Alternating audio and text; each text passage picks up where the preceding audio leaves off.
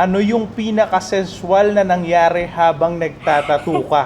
Sensual! Sensual! Ano ibig sabihin nun? Meron bang mga tinigasan? Orgasm bang naganap? Mga ganyan? or Yan, actually, Kaya mo daw ba makipag-sex habang nagtatattoo? Pare, lupit naman yun, pare. Ano tanong na to? Parang nakapatong ka tapos nagtatatuang gano'n. Dila o supsop?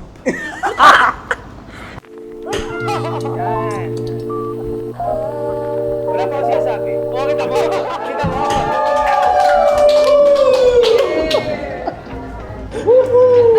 Good day, everyone. I'm your host, George Boyle Lover, And I'm Johnny Makasalanan. and welcome to the first Episode of our podcast, Pom Talks. where we talk about sex, Life, culture, everything in between. I have a question. Ano yun, bro? Bato mo lang. Do you have a tattoo? Tattoo. I was thinking of getting one, pero hindi ko rin alam bakit wala pa rin hanggang ngayon. Pero ikaw ba meron? Well, wala rin. Mainly because of our culture in our family. Yeah. Because my family is very religious and of course, very Same. conservative. Actually, same. Yeah. So aside from that, it's because of my work as well. Pero siguro depende rin yan sa mga papasukan mo. Kasi, yun nga, may stereotype pag may mga tattoos, di ba?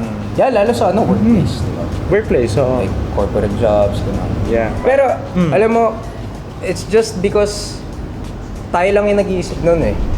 Actually, oo. So, paano kung yung mismong gumagawa ng tattoo? Well, maganda siguro kung makakausap tayo ng isang... Actually, makakakusap tayo now because our guest Yeah! is actually a professional tattoo artist which goes by the name of V. Let's give it up for V, pare.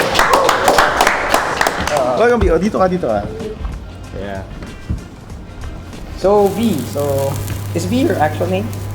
Venus yung name ko. Venus.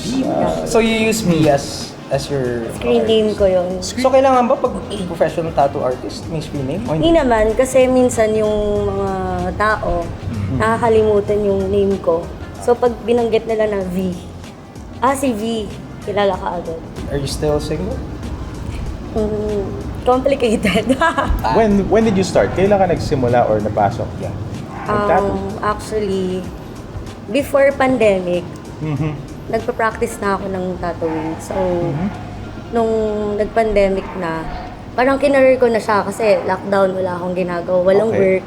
And then, ayun, lockdown kami sa bahay. Then, nagkaroon ako ng, may baby din ako. Ayun, nag-start ako noon. Practice ako, self-study, then nag-tattoo ako ng sarili ko. Pero marunong ka talaga mag-drawing beforehand? Oo, mga sketching lang before. Pero hindi ako ganun kagaling. Hindi ako magaling mag-drawing. Tattoo collector ako. Talaga. Tattoo collector. Oo, nagpapatattoo Meaning, ako. Lagi. okay. That explains yung mga tattoo mo. Yes.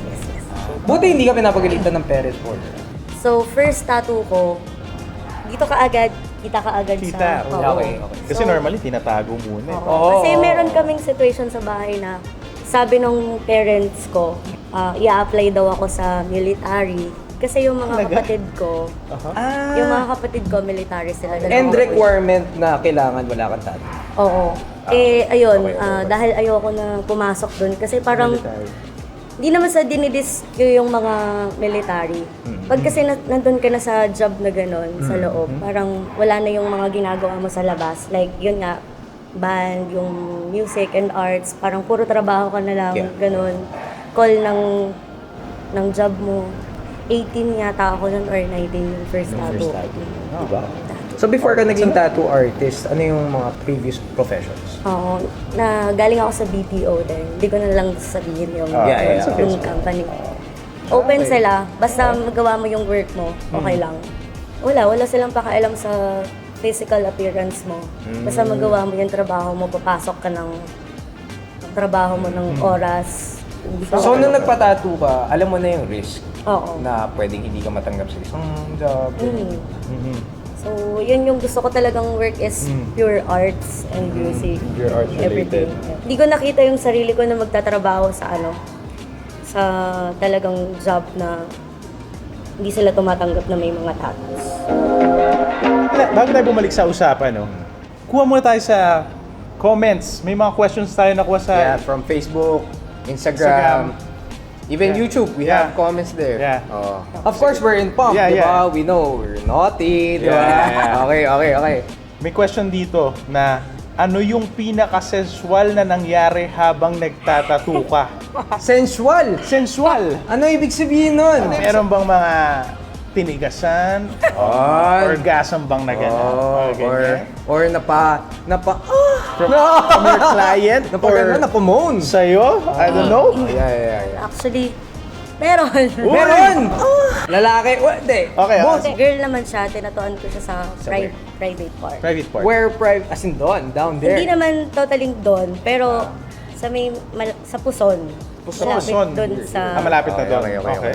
Yung nararamdaman daw niya yung vibration ng tattoo needle. So, Okay. ayun na nga, parang hindi ko sure kung nag-orgasm siya or... Talaga? Paano mo nasabi? Nag-moan ba siya? Oo, nag-moan siya, malakas. Talagang, So, nung patapos ka na, parang bigla siya nag-climax. Napaganon siya, gano'n? oo, parang ganun. Talaga? Hindi ko sure kung nasasaktan siya or nag-moan siya or nag-orgasm. Pero nung ginagawa mo naman yun, syempre naka-cover naman yung part. So, Hindi, kasi mahirap siya tatuan kapag parang... So, talagang nude cover. din yung mga Nude din. tinatatuan. Oo, Kung kasi malapit sa private session naman kami. So, hindi mo napapansin na medyo basa or ano? Ayun nga, ganun nga yung nangyari. Nag-squirt? Hindi Kita mo? Nag-squirt? hindi naman. naman naman napunta sa ganun. Pero kasi syempre, nagtatato ka nadadampi yung kamay mo, pinupunasan mo na ganun. Okay. So, parang nasasanggi yung something niya. Dahil dun sa vibration. How about naman sa lalaki? May tinatuan ka na ba sa edits? Ay, wala. Wala. wala. Okay. Wala pa naman. Pag mga ganyan ba, like yung mga clients, sasabihin nila kung prefer nila babae or lalaki magpapatato? Yeah. Or si- Oo, actually, may mga ganun. may mga Kasi ganun. merong mga girls na gusto magpatato sa mga female artist. Kasi parang hindi sila komportable na hawakan sila sa katawan ng nung male artist. nung lalaki. Like, ikaw, Yeah. yung pag ginawakan ka ng babae, di ba parang medyo off Nako, yun. wag humawakan yan. Off? Ako? Off? Wag mo hawakan yan. I don't think so, pare. I don't think so. George, Loverboy. Yeah, Loverboy ang pangalan eh. May dream ka ba na... Na matatatuan? Matatatuan na Crush sikat? mo na celebrity or... Oo. Sino? Saan ang parte ng katawan? Yan. At anong klaseng tattoo? Yan. Kasi syempre, forte ko is traditional and line works. So, ganun lang yung gusto kong itato. Kay Rian Ramos. Rian Ramos. Rian Ramos Bakit crush kasi... mo yun? Ano meron sa hindi kanya? hindi naman totally crush. Bakit si Rian? Pero kasi, ang cool niya lang, nagpapatato kasi siya kay Wang Od. Nakikita ko. So, parang tattoo collector siya ni Wang Od. Tapos gusto ko din siya tatuan. Next. Ayun, okay. Isa pa. Ito medyo steamy to. Oh my God. Ito. Galing sa Twitter. Kaya mo daw ba makipag-sex habang nagtatato? Pare, lupit naman yun, pare. Ano mga tanong na to? Sa mana, ano ba? Ay. Ano yun? Okay. Parang nakapatong ka tapos nagtatatuang gano'n? Oh, hindi, syempre. Mahirap yun? Mahirap yun kasi gagalaw ka, di ba? Oo.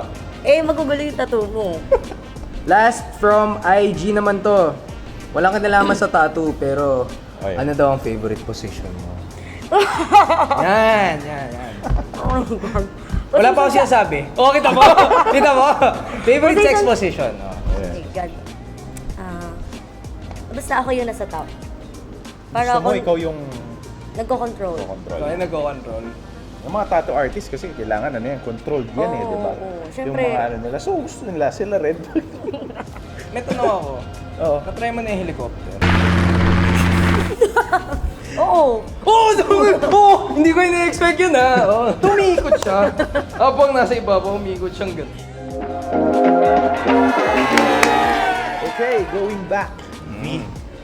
Ano ang feeling na, di ba, normally, ang mga tattoo artists, karamihan dominated by guys. Pero ikaw isang babae na tattoo artist. Anong pakiramdam? Yeah. Anong pakiramdam? Na male-dominated yung industry. Yes. Siyempre, yun na nga, sinasabi nila na ang tattoo is para lang sa mga lalaki. Like yung mga ginagawa na mabibigat, para lang sa lalaki. Hindi ako naniniwala kasi kaya din ng mga females. Kaya ng mga babae. Nagawa nga namin eh. And then, masaya ako, natutuwa ako na napasama ako doon. Kasi ilan doon sa mga female artist natin sikat na dito sa Pilipinas. Yeah. Saka hindi lang sa Pilipinas, sa ibang bansa pa. Oo. Like, ayun, nandyan sila Ma'am Palamig, Charms Gonzalez. Yan yung mga female tattoo artist na idol ko talaga dito sa Pilipinas. Aside from being a tattoo artist, ano pa yung ibang mga ginagawa? Kanina na-mention mo na ba kumakanta ka sa So talagang singer ka? Are you singer? Oo. Ano ba genre kinakanta mo? Yung sa banda ko kasi, nu metal post-hardcore yung... Okay, isa pa yan, parang Oo. male-dominated din yung ganong Yeah, banda, yeah. di ba? Oo. Ano Sige. pangalan ng banda? Muna. Manika. Manika Manika. yung band name ko. Bakit manika? Oo, bakit? Yung drummer kasi namin, galing yung Manika dun sa last na relationship niya. So parang nakuha niya yung Manika kasi pinaglalaroan siya, doon niloloko. Okay, di sample na tayo. Go. Sige. All ears. The day you march into a new beginning. Walk slowly and never stop learning. Tomorrow make significant starting. Choices of a better ending. Parang Evanescence, no? Evanescence. Oh. Parang may Sorry, mga ang in-expect ko ganun, yung mga growl eh. Actually meron, pero May mga hindi ko siya ganon. kaya ngayon kasi medyo pa. Ano yan?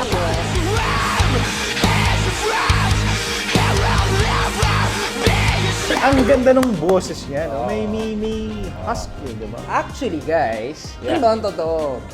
Etong si Johnny Macsonan, meron siyang ginawang short film before. Doon ko siya unang na-meet. Yes. Diba? Ano eksena muna? Anong eksena? Anong eksena ba?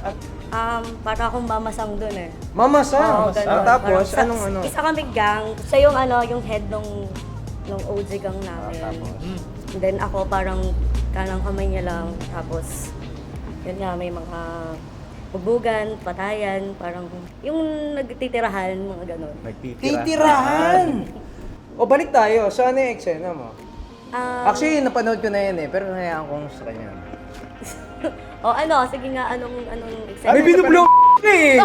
Oo, nakita ko yun! Oo. Hindi, kasi yun, neophyte yung kwento doon. Neophyte. Yung, ako yung parang magni-neophyte sa kanya. Na So, parang dadaan muna siya sa akin.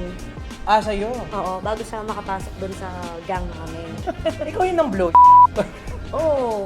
Kasi ang parang pinili niya, hirap-sarap, gano'n, di ba? So, pinili niya, sarap. Di, ayun.